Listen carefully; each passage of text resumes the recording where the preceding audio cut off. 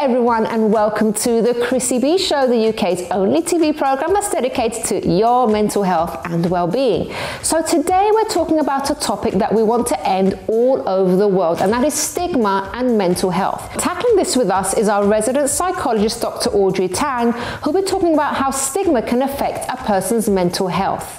Our newsreader Helena Chard will be giving us the latest in positive feel-good news in this week's Behind the Fame, and I'll be joined by real-life story guest Louy Armstrong, who talks about how stigma affects his life with insomnia.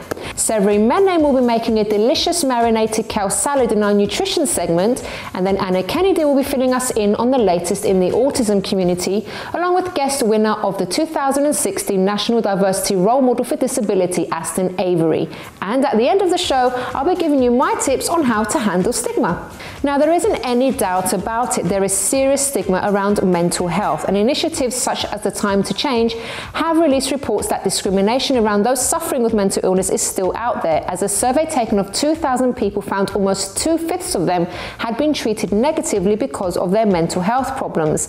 But there is a bright side to this. Attitudes to those with mental health conditions are changing, with organisation Time to Change recording an improvement of 6% regarding the public's approval over those with mental health issues. That's equal to more than 2.5 million people with improved attitudes towards people with mental health problems. So what do you, the public, have to say? Ali says people don't want to talk about mental health, anxiety, depression, suicide, racism, discrimination, but that doesn't mean it's not important. Body Project are adamant that this must stop, saying talking about mental health should be normal, not something that makes people ashamed. We need to decrease stigma surrounding mental health. Matt says we should never feel an ounce of shame for being ill. We should feel ashamed of a society full of mental health stigma. Dev says, today my boss shamed me for quitting work to take time for my mental health, and that honestly says so much about the stigma still. Arjun says, it's our shared responsibility to reduce the stigma surrounding mental health. One of the simplest ways to do it is to talk about it openly. Some very interesting thoughts there. So what does our resident psychologist Dr. Audrey Tang have to say about stigma? Well, here she is to tell us all about it.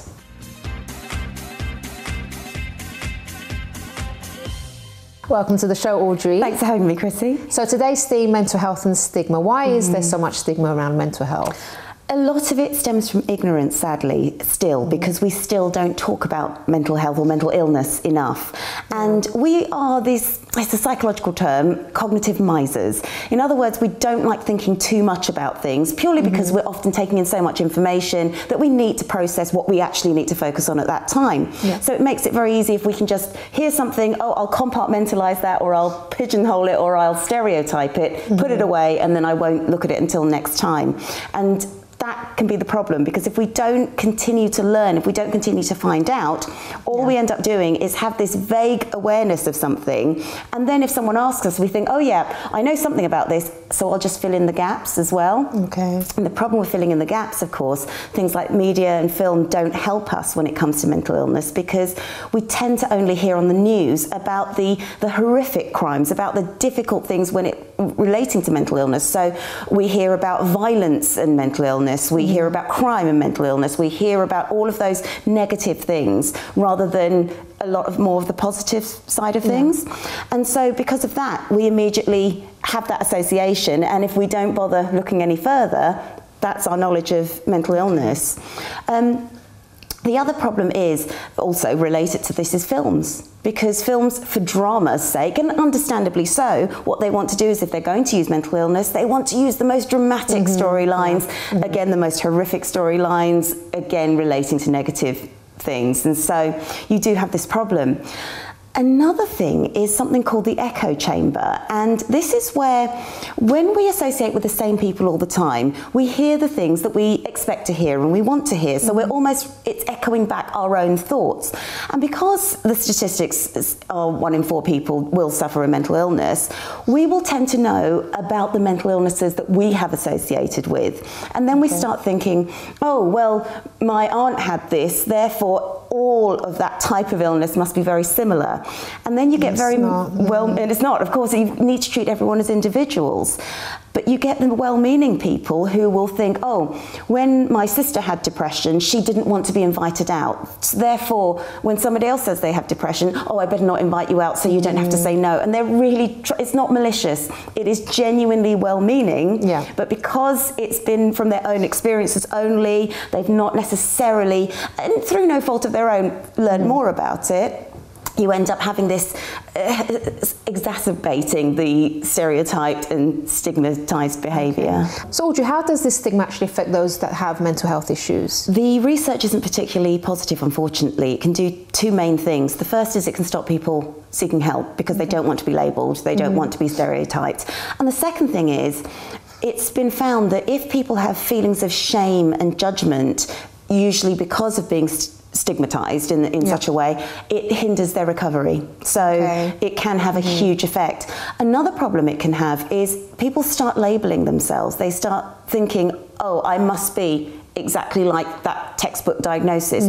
I must be unable to do all of these things. If somebody says, oh, someone with ADHD can't concentrate, oh, I can't concentrate, you start believing it, and that can stop you going out and mentioning it, getting a diagnosis, going for help.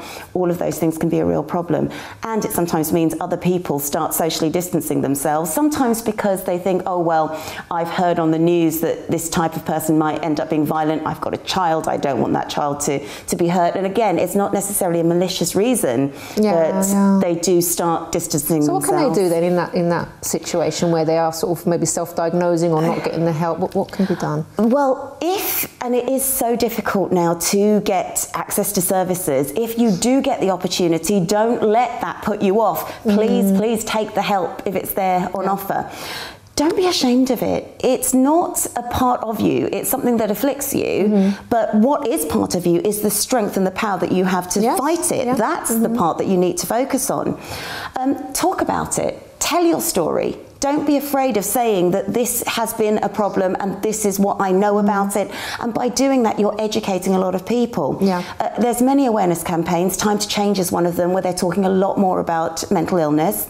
A lot of theatre groups now, when they're doing a play on schizophrenia or they're doing a play on ADHD, they will take self-reports from people now. So it's not as if, oh, we're making something up. It is genuinely words that people are using. And so that's wonderful. So things are kind of starting to change. Slowly. Yes, they're starting to change, but we need to carry on pushing that and making people more aware. Okay, Audrey, thank you so much, and we'll see you again next week for another topic. Thank you. Well, everyone, don't go away, because here to tell us about his own struggles with mental discrimination is our real-life story guest, Louy Armstrong. My insomnia started in 2013 after my granddad. That hit me really hard. I was a young carer from the age of 11 until we got very close. And in 2013, when she died, my whole life just kind of got ripped apart. Literally within a week, everything had fallen out of place. And so that really knocked sleep. Sleep wasn't so bad at that time. It was, as the time was going on from my nana dying, somehow it started to get worse and worse and worse and worse. Insomnia has really knocked my mental health, as I'm sure if you ask anyone, a good night's sleep and a good quality of sleep is going to make you feel 100 times better. It's going to give you life, make you cheerful and all this different kind of stuff. And being insomniac, kind of that gets taken away from you. There's been times that I have been so low, like unbelievably low, and I've sat on my bed early hours in the morning and I've just cried and cried to myself, because it's been 3 or 4 days and my brain will not turn off. And going for 3 or 4 days, people do it on other things, but just your own mind keeping you awake for that long, nothing added to that it puts you in a place that I wouldn't wish on anyone, not even my worst enemy. with regards to help and help I've received even up until now, it has been very, very minute.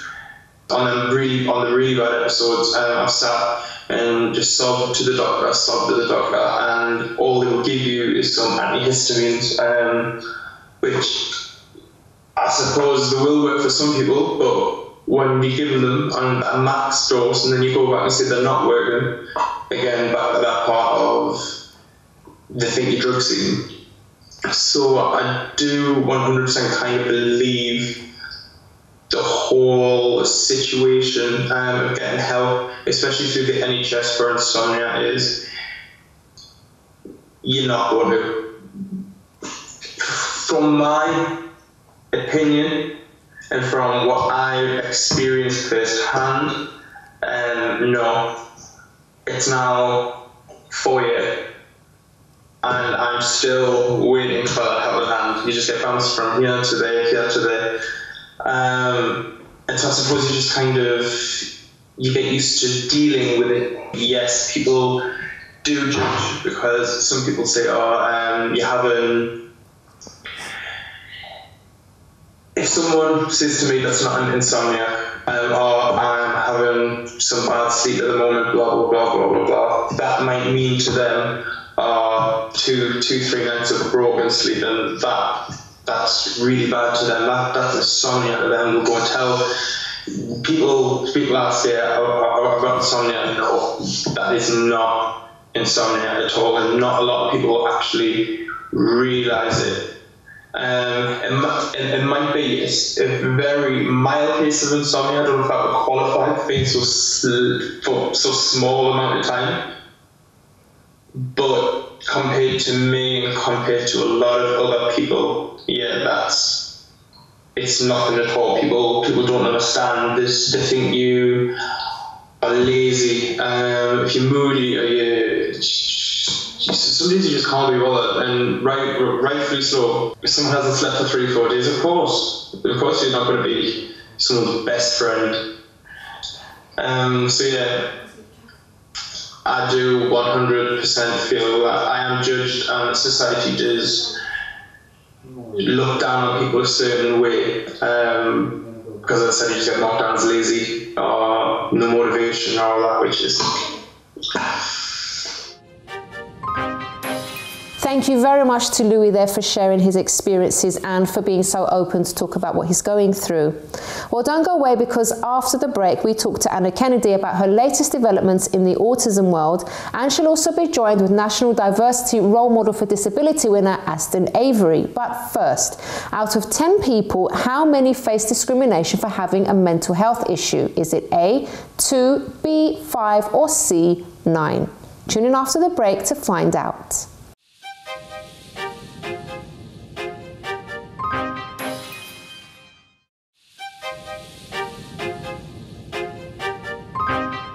Welcome back to the Chrissy B Show, everyone, your TV program for all things mental health and well-being. So before the break, we asked you, out of 10 people, how many face discrimination for having a mental health issue? Is it A, 2, B, 5 or C, 9? The answer is C. 9 out of 10 people face discrimination for having a mental health problem. So here to update us on what's been going on in the autism world is Anna Kennedy, and with her is winner of the 2016 National Diversity Role Model for Disabilities, Aston Avery. Welcome to the show, both. Welcome and thank you. Lovely to have you both on. So Aston, we're going to be talking to you in just a moment, but first of all, Anna, tell us what's been happening. What's the latest news since you've last been on? Recently, I visited the Northeast, my hometown, and I was so pleased to see one of the largest occupational therapy centres in the Northeast. So occupational therapy is really key for children with autism, and Julie, who's the founder, it was one of her dreams. Well, basically she's got many dreams, but one of them is to open an occupational therapy centre. So that was amazing. I was really impressed. Yep. I also am working hard on lots of different projects, and we've got anti-bullying campaign coming up, so we're working on that as well. So that's something that we'll be launching very soon, you and I. So yep, just lots of things like Autumn's Got Talent Roadshow, Autumn Hero Awards. This woman doesn't rest, by the way. Talking you know about us, you know Hope, don't you? Yeah. I'm actually going to the Isle of Wight next weekend. Are you really? Yeah, but not on my own. With my boys, but it's still a mini holiday. Yeah, well, that's good. Remember we spoke about last time about making sure you take time out for yourselves as well. So it's really important. So Aston, how do you know our lovely Anna here? Well, it's been 3 years since I started to know Anna. It was on the Autism's Got Talent main production back in 2015. Okay. Mermaid Theatre, did a bit of Elvis at the time as well. So okay, so it was so cool. So what did you see in Aston that really sort of drew your attention? As you know, Autism's Got Talent, we have lots of people that apply, and then when I saw the audition, I thought, I've got to have Aston. He was so... You could see he was really into what he was doing, and he was so happy, he had an infectious smile, so I thought he's got to be one of our performers. So since then we haven't really looked back, have we, Aston? not really, no. You've been hitting the ground running, really, haven't you? Too much. Okay. So I went to visit Aston. He's also a radio presenter at Gateway Community Radio. So you'll see him in action. Actually, we've got a little clip of that. Shall we take a look? Let's take a look at this, guys. Well, I'm still joined by my guest for this part of Daytime, Anna Kennedy, OBE, and Anna, I think this is going to be a very busy one today, I tell you that. Can you tell me a little bit of why you got into singing? And obviously you're on the you're autistic and you're proud. I've seen the T-shirt. So can you tell me a little bit about why you got into singing? Well, it's my passion for music, and I do a lot of it outside and everything, like with the local dance school I'm at, and on top of it as well, like a lot of charity DJ functions I do and everything like that. So you're very passionate about what you do, and then obviously the charity's working with Pineapple Performing Arts, and 2 years ago again. yeah, we'll return to Anna very shortly, and that's going to come up after Justin Timberlake. And at this time, if you're struggling to find events that are happening in and around the local area, well, I'll be turning the pages of Kelly's Diary for you right now on Gateway 97.8. So Aston, tell us, how did you end up doing radio? How did I end up doing it? Took so many years training, like 1 year training, but 6 months in total from 2014. It was about before Easter time, 2015, I started to do the presenting live, and it was nerve-wracking to do it live. Oh my God, I don't like live stuff. But you do really well on it. Apparently, yeah. It's really in the zone when because I'd only seen him obviously perform singing. I'd never actually been to the radio station, so he said he'd like to interview me. So off I went. I took Ryan with us, our charity patron, and we were really impressed. He was so in the zone. And how many days a week do you do it? Well, roughly at least 3 to 5 days a week. Yeah. What do you enjoy about doing it? Just the music side of it. And have a little boogie in the studio, don't you? He is, and he's also a big fan of Strictly, and he's been giving me some of his predictions. Easily predictions. Really? I'm not going to keep that quiet at the moment. Yeah, okay. And he's also been one of the DJs at our charity event, so he's a DJ as well. So it's really, really fun listening to him and watching him. Again, you're in the zone. Fundraising a lot of it. Like recently, it was the charity football match back in August. Yeah. Okay. And which unfortunately the team AKO lost 6-3. Yeah. Don't tell him that bit. Well, that's my point. It's the truth. At least you took part. We all, at the end of the day. Yeah, but to be fair, they practice all the time, and our team had just met on the day, so... that's a great score then, really. 6-3, I was very proud of them. All right, brilliant. You didn't tell them that bit, did you? No, we did well, I'd say that. We did. No, just a question, because today's theme is about stigma and sometimes, discrimination that people face for, being, I would say, different to what other people are, and that people have that kind of mentality, well, if you're not the same as me, then there's something wrong with you. Can you tell us about, how that relates to the autism world, and in your case, Aston, anything that you faced yourself and how you overcame it? About 5, I was like, there was like people like me mum saying, don't have a photo of me done and everything. 5 to 11, it was like hospital bound all the time, operations. But then after 11, it was like back to everyday life. Once again, photos, yes, good. You've got this fantastic T-shirt, and what does it have on it? It's purple, obviously the charity colour, but what does it say on it? It says autistic and proud on it. Okay. So, he wears it as when you're DJing sometimes, don't you? Just to show that there's nothing wrong with being autistic. It's nothing to be ashamed of. Like mental health, there's a lot of stigma sometimes attached to it, but you're autistic and you're proud, and you should be proud because he's a very inspirational young man. What keeps you positive, would you say, apart from your radio, your DJing and stuff? Well, it's like the music and the performing side of it. My local dance school back at home, I've had vocal lessons back at home as well with me singing teacher, who are part of the Roberts family back at home. La Dance Fantastique's the performing arts school I'm back at home as well. And then we cut to Pineapple in London. Oh yeah, tell us about that. I've been working with Pineapple Performing Arts for about 7 years now. So Maggie, who is the principal, I asked if there's any chance that we could have some scholarships for our children and adults from the charity. Amazing. So we've got 8, and Aston was one of the first. So I'm so grateful to Maggie because she's actually allowed them to continue. So it wasn't just for a year. So how long have we been doing it now? Well, this is the 3rd year. Third year, and they've been doing lots of performances on Autism's Got Talent and also Pineapple Performing Arts. They do, what have you been doing? Pantomimes and all sorts. It's just been amazing. Well, last year was like a big production. They got me to play a Blues Brother type character. How was it? Did you enjoy that? I had to put the American twang into it a little bit, but it was fun end of the day, and especially doing the song as well. I suppose it's something different as well, that maybe out of your comfort zone, but also good to do something different. It's easy to do something different, and it's good to challenge yourself. Yeah, definitely, I agree with you. And we're working on Autism's Got Talent Roadshow. Yes.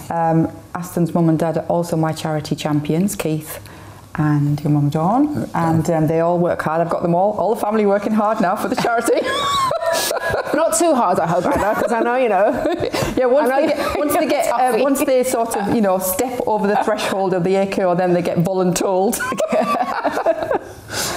But I mean, it sounds like a lot of fun, though, even though it's a lot of hard work, and you're working on lots of different projects. But it sounds like such good fun.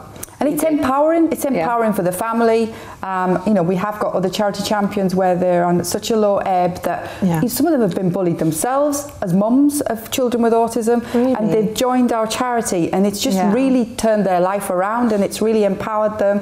And they're in charge of some of the projects that we've got. I say, right, this is your project, so you're the person who's going to coordinate this project. So Dawn and Keith, they sort of hit the ground running. They've got 2 projects straight, one after the other. So that was like the football challenge, and then Autumn's Got Talent Roadshow in Essex. Brilliant. And then next year we're going to Liverpool, which is really exciting. Okay, and I'm sure there's more things in the pipeline, lots, which you can tell us about very soon. Just another question for Aston. What are your future plans? What's the big dream for you? There's a lot of bucket list. Obviously, this was one of them, to appear on TV, and obviously one day perform on Strictly Come Dancing as well. Hopefully one day. And there's other things in the pipeline. Panto as well. Want to appear in a panto, but I'd rather start back at home than abroad or anything like that first. Step by step, right? Yeah. Okay, brilliant. Well, I wish you all the best, and please keep us updated on what you're doing and your achievements. Well, that's national diversity from last year as well. So it's been over a year since that happened, and it was like people with autism don't get emotional, but that wasn't an emotional night, being in front of like people that you hardly recognise, or people that deserve to be winners at the end of the day, even if they were nominated and didn't win. Yeah. Amazing achievement. Very proud, because he's also one of our ambassadors for the charity as well. So he's a fantastic role model. Brilliant. Okay, well, thank you so much for coming on and sharing your story today, Aston. Thank you. And Anna, we're going to see you again very soon for more updates. We are. Thank you very much. Thank you. All right, guys, so don't go away, because after the break, we'll be having on our nutritionist, Severine Menem, showing us how to put something nutritious and delicious together, and also answering your questions, including this one. I always feel bad eating pita bread but not couscous. Does it have something to do with gluten intolerance? And if so, why only with some things and not with others? So find out the answer to this question after this break.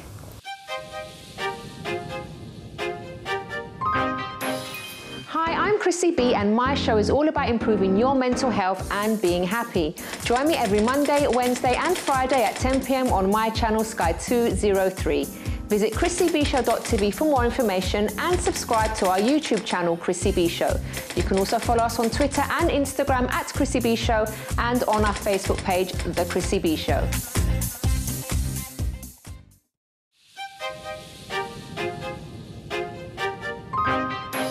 Welcome back to the Chrissy B Show, everyone, the TV program that looks after your mental health and well-being.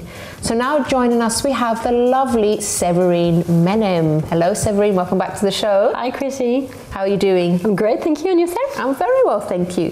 So Severine, obviously when you come on, you give us lots of lovely recipes, you show us how to make, some very simple, nutritious things. What will you be making for us today and why?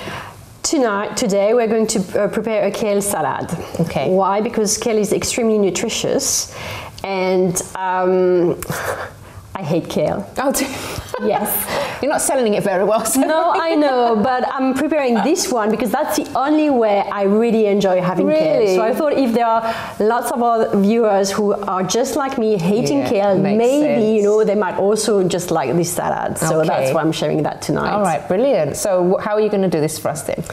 I am going to marinate the kale actually. So let's start with a marinade.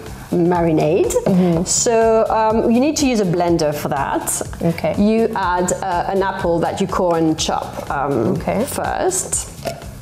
It's a red apple. Any reason why you picked a red apple? It's a bit sweeter, just for that. Okay. Then you use a piece of ginger. So I cut it in half because it's easier. That's quite a lot of ginger, isn't it? It's a bit spicy. Okay. I like it as well, don't worry. I like it spicy because it's antimicrobial and it's winter, so I think it's always good. Okay. And then you had the juice of half a lime. Okay.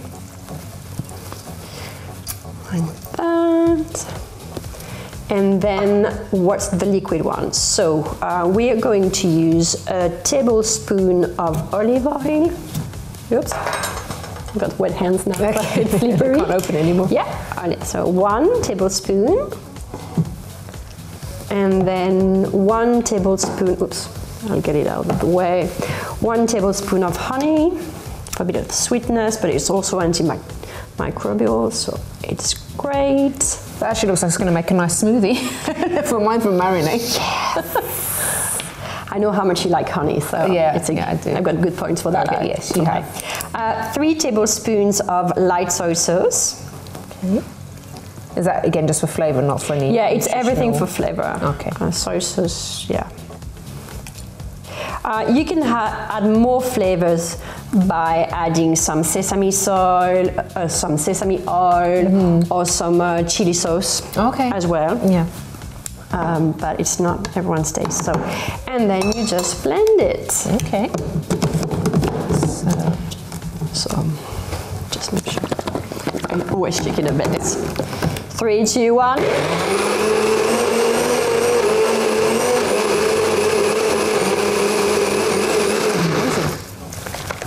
That looks like hummus.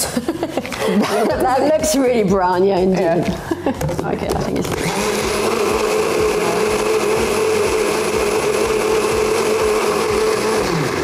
Okay, let's open and see what's happening.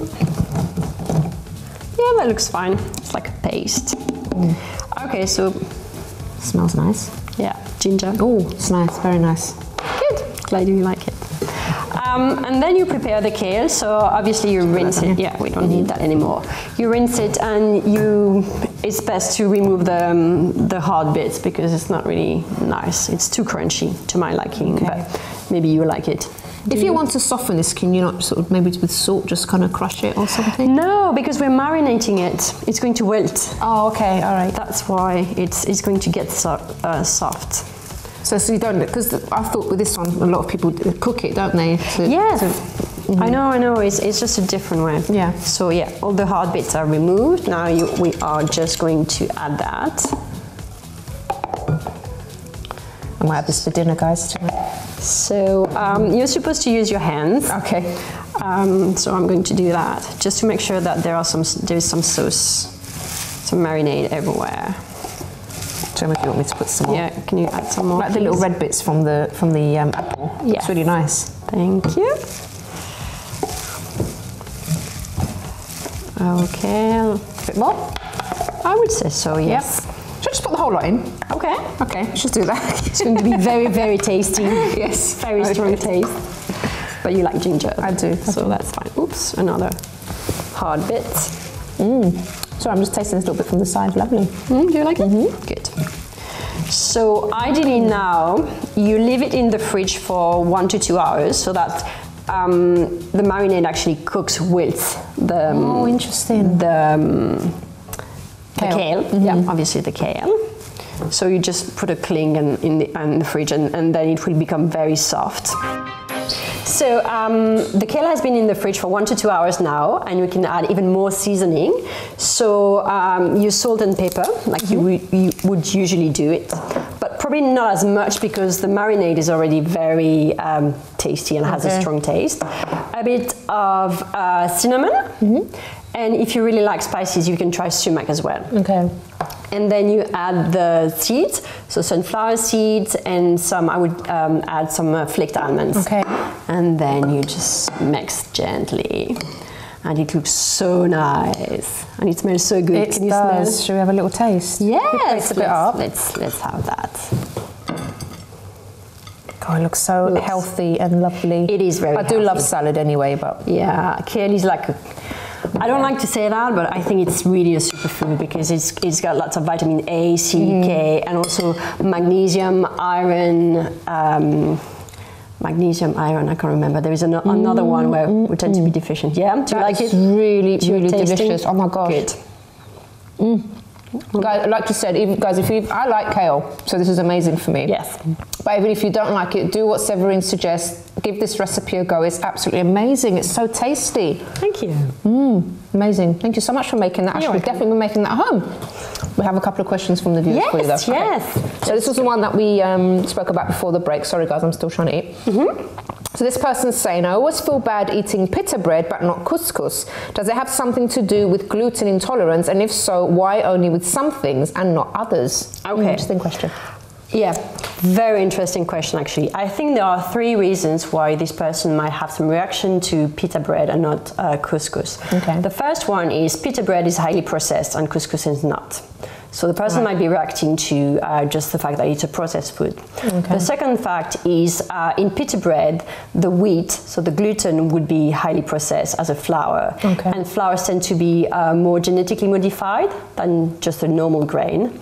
And the last reason might be that this person might not be intolerant to gluten, but actually to another ingredient like yeast. And it's also a very common allergen. But just to make sure, the person should try with other type of gluten products like pizza, pasta, cakes, or even barley, rye, because it's all part of the gluten family. Okay, brilliant. Okay, next question. This person says, I don't like milk or cheese. What are other things that I can eat to get more calcium in my diet? Okay, that's very common actually as well. So you've got some food that are fortified with calcium, which means that calcium has been added. So dairy-free options of milk like almond milk or rice milk, that's the most common one. But you can have small fish with bones, because in bones you've got calcium, like sardines or canned salmon has also some bones. And in the vegetable family, you've got almonds, which is a nut with the highest amount of calcium. The dark leafy vegetable, like we've just done, kale and spinach, and also edamame, so the soybeans, and rhubarb are high in calcium. And actually, obviously in the dairy product, calcium has a very high content, but it's a calcium from the vegetable that the body is able to assimilate a lot more. So we call that more bioavailable. So it's better than it's better, dairy. yes. Yeah. But it's probably not as funky to have kale as cheese, at least for me. Well, if it's this kale, it's better than cheese or anything. Okay, so let's, last question for today, Severine. This person is asking, is turmeric good for you? Okay, turmeric is like the next big thing. It's been studied and researched all over the place, and it's to help with a number of conditions from cancer, Alzheimer's prevention, eye health, depression, psoriasis, and so many things. So I think it's definitely good for you. The active ingredient in turmeric is curcumin.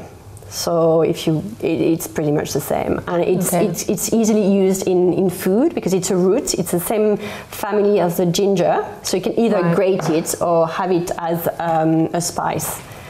And a good recipe is a golden tea. How would you make that?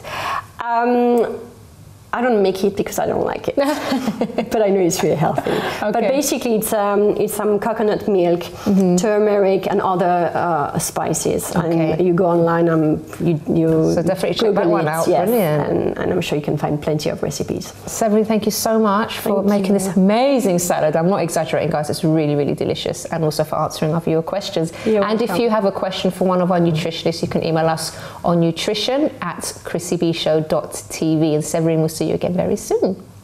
Well, guys, don't go away, because after the break, Helena Chard gives us our weekly dose of feel-good news, and I share with you my tips on how to handle stigma. But first, is this true or false? Mental health is only second behind HIV and AIDS in ranking of serious social stigmatization.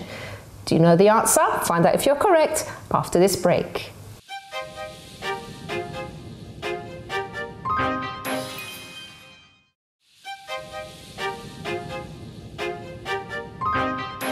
Welcome back to the Chrissy B Show, everyone, where today we've been talking all about stigma. Now, before the break, I asked you if this was true or false.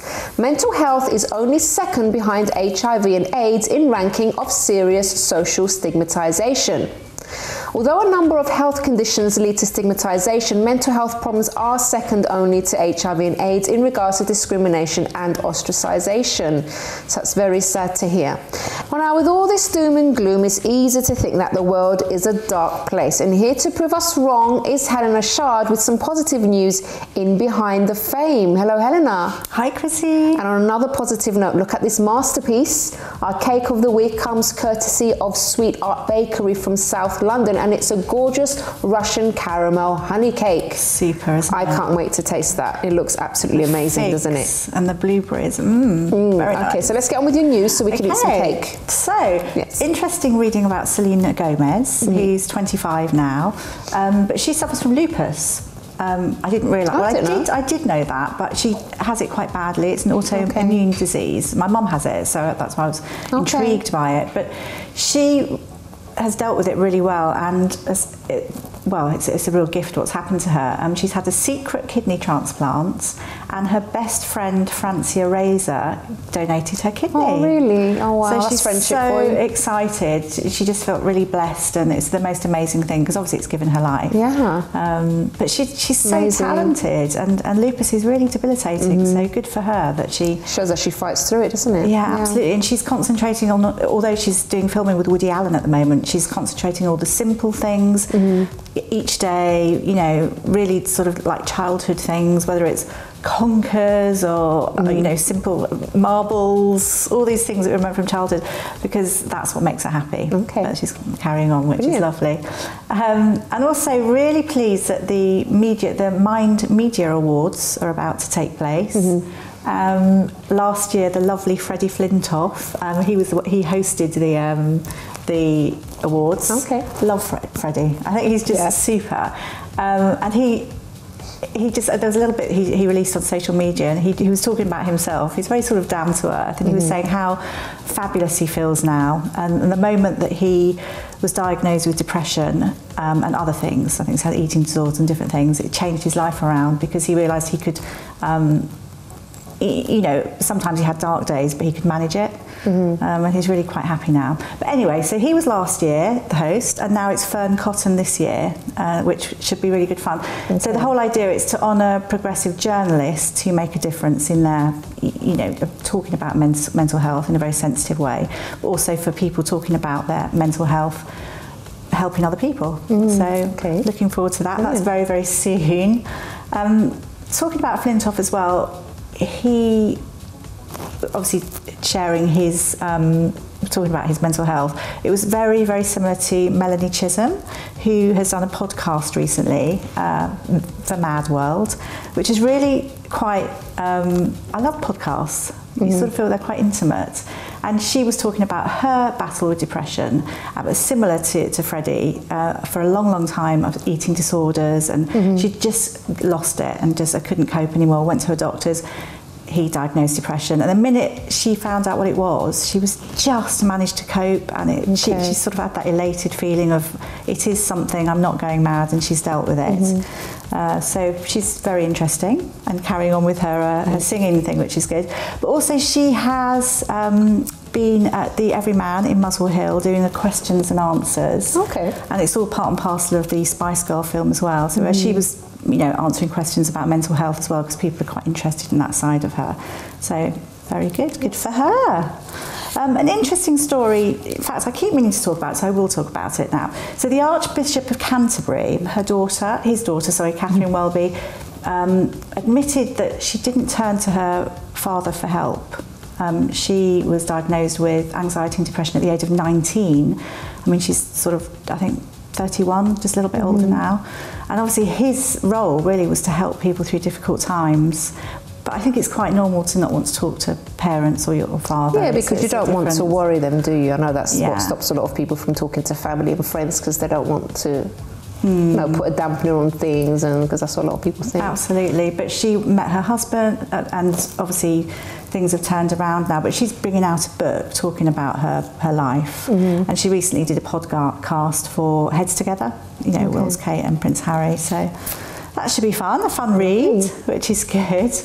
Talking of Prince Harry, so he went back to nature with some children. You notice that Helen always talks about Prince Harry on every She loves him. I have my favourites, I have to does. say. All right, what's Harry been up to? So he's always doing lovely things. So he was teaching youngsters about the countryside, and he visited a foundation in Chatham Green, which is near Chelmsford in Essex, and they took its survival techniques, you know, building shelters and fires, but really connecting with nature, which is just so important. I wonder if the phones are put away. The phones were put away. Phones, mobile phones. I bet they were trying to get sneaky ones of Prince Harry. No, I don't know. I think they really did have to go back to basics. Okay. And obviously he's 33 now, so he's 33. Yes. And the Invictus Games was a great success. And so everything's gone well in Toronto, and Meghan Markle's been spotted. But moving on to something which I think is quite fun for me at the moment, there is a lookalike competition that I'm running with Susan Scott's lookalikes and Lorraine. Okay. And it's something that's coming out, and it's you know, have you got that Meghan sparkle? So we're trying to find a Meghan lookalike. And there's lots of different work that's lined up, which is quite funny. So that's going to be released soon, but it's just a touch of fun. Oh, well done. And also it's to do, you know, because lookalikes do quite good work, like decoy work and various things. It's quite it's a real business. People don't realise it, but it's a pretty good business. There's a coffee bar, and it's called My Coffee in Taiwan, and they make these wonderful cappuccinos, but they actually sculpt with the milk froth animals, so people's pets, but super. We're not talking any old little, they're really good. Oh wow, okay. I'm not sure if I'd want to then drink it, but no, that's the thing. But it really is super. It's really good. Brilliant. But anyway, the cake. Okay, let's cut the cake quickly because we're running out of time, guys. Okay, so as I said, this cake comes courtesy of Sweet Art Bakery in South London, and it's what was again the Russian honey. Oh, I didn't mean to do that, guys. Sorry. I'm just trying to tell you. That's your trick, isn't it? That's your trick. Turn it around for me, please, because I keep like prodding. Where am I turning it to here? Okay, this way, just so I can cut it. Can I have your plate, please, my love? Okay. Sorry, I'm making a bit of a mess here because I'm trying to do it before. Get so excited about the cake. Okay, we're ready to get a shot of this, everybody. Okay. Oh wow, look at that! Look how many layers. Beautiful, isn't it? That's amazing. That's the honey colour. There's a lot of layers in that. And there we go, Helena. Really yummy. And you can try that thank you a bit later on, because I have to get to work and actually do my tips for today on how to handle stigma. So let's get to them right now, and I'll have this lovely cake afterwards.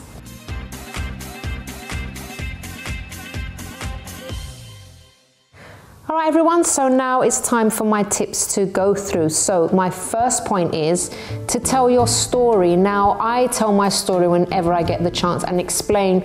I like to explain what having a mental health issue is like, and I think this is very important because when I was depressed and I had all those issues in the past, it really did feel like I was the only person on earth that was going through this, and that's what actually stopped me from opening up.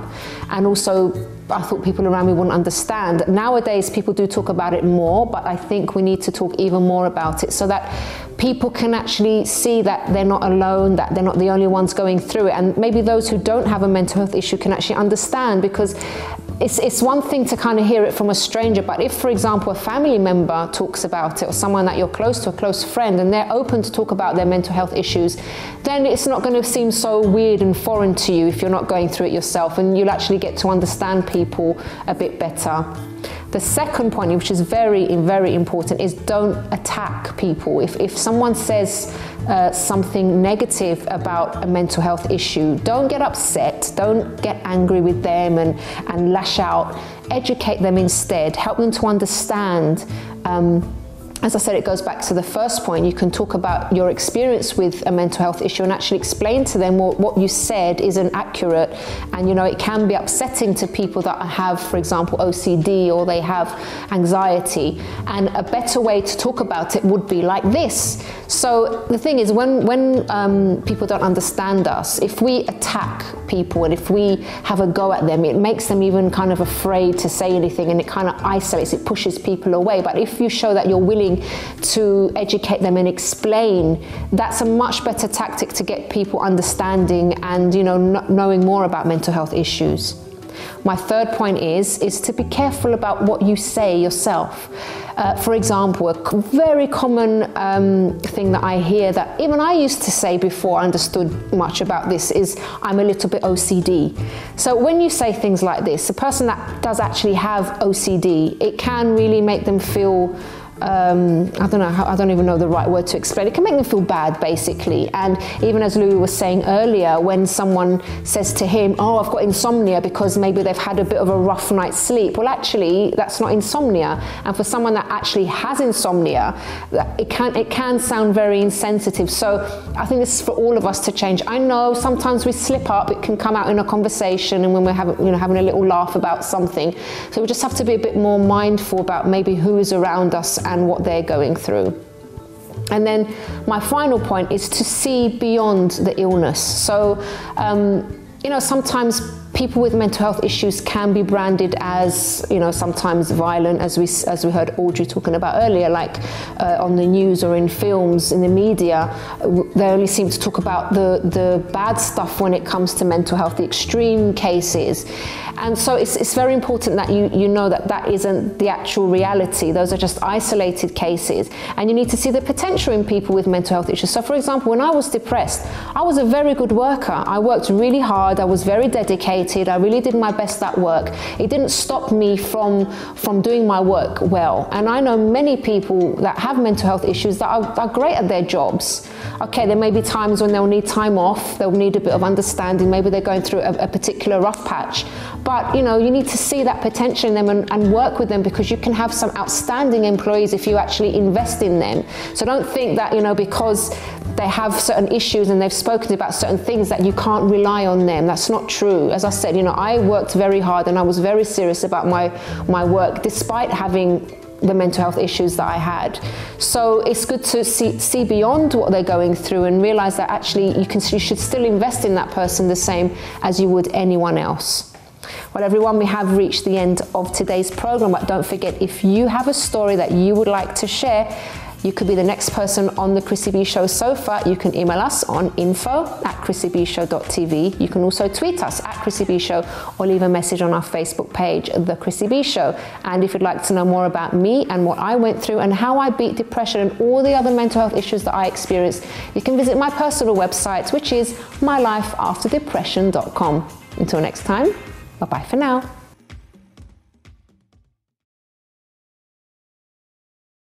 Me and my friends in Cardiff, we accept the challenge.